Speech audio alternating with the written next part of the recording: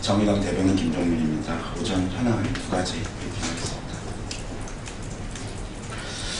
청와대 비서실장 등 청와대 인사 관련해서 먼저 말씀드리겠습니다.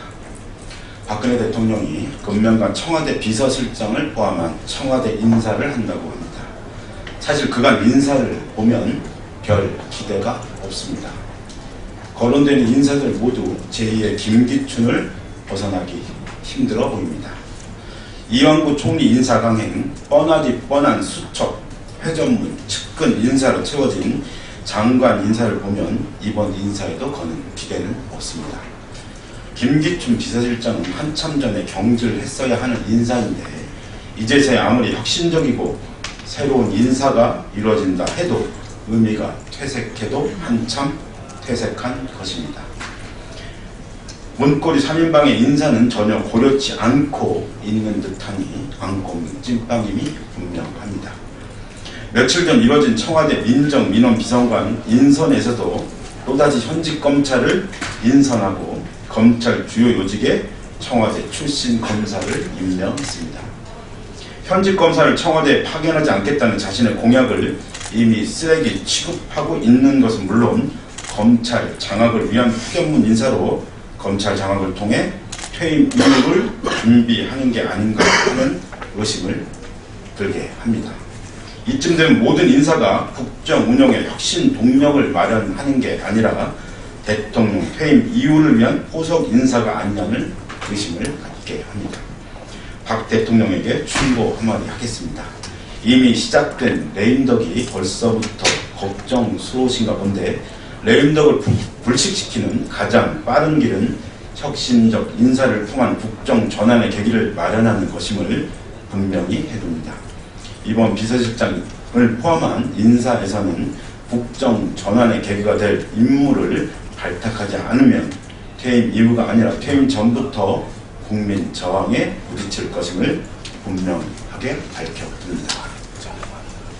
정부가 국기 개항을 강제로 추진하겠다고 하는 내용이 오늘 언론 보도가 있었는데 관련해서 말씀드리겠습니다.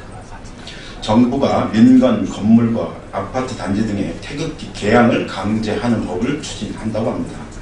단순히 개항뿐만 아니라 학생들에게 국경일마다 태극기 인증샷을 찍어 제출하게 하고 유신의 산물인 국기 개항 하강식도 부활의 움직임을 보이고 있다고 합니다. 박근혜 대통령이 지난해 말 영화 국제시장의 태극기 하강식 장면을 언급하며 애국심을 강조한 이후 이 같은 방안이 논의됐다고 하니 추진 배경은 굳이 짐작할 필요도 없을 것 같습니다.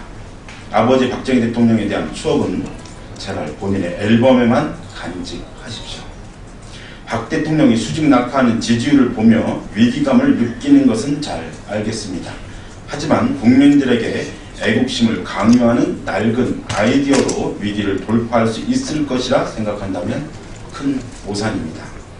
물론 애국심은 중요한 덕목입니다.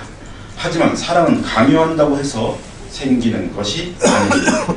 국가기관에 의해 대선 부정이 저질러져도 애꿎은 아이들이 수장되어도 비선에 의해 국정농단이 벌어져도 온갖 공약을 시건하고 꼼수 증세를 남발해도 제대로 반성하고 사과하는 책임지는 하겠습니다. 국가기관에 의해 대선 부정이 저질러져도 애꿎은 아이들이 수장돼도 비선에 의해 국정농단이 벌어져도 온갖 공약을 시건하고 꼼수 증세를 남발해도 제대로 반성하고 사과하고 책임지는 이 하나도 없습니다. 국민들이 지금 이게 진짜 나라인지 묻고 있는 와중입니다.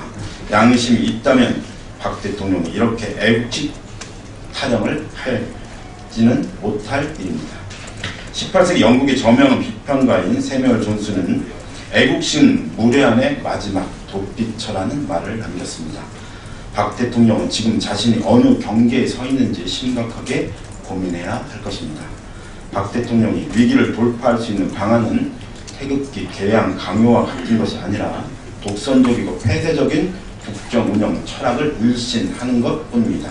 그를 위해 주변에서 득식을 대는 국정농단 세력부터 잘라내기 바랍니다. 그렇지 않다면 위기는 단순히 악몽이 아니라 박 대통령의 눈앞에서 펼쳐지는 재앙이 될 것입니다. 이상입니다.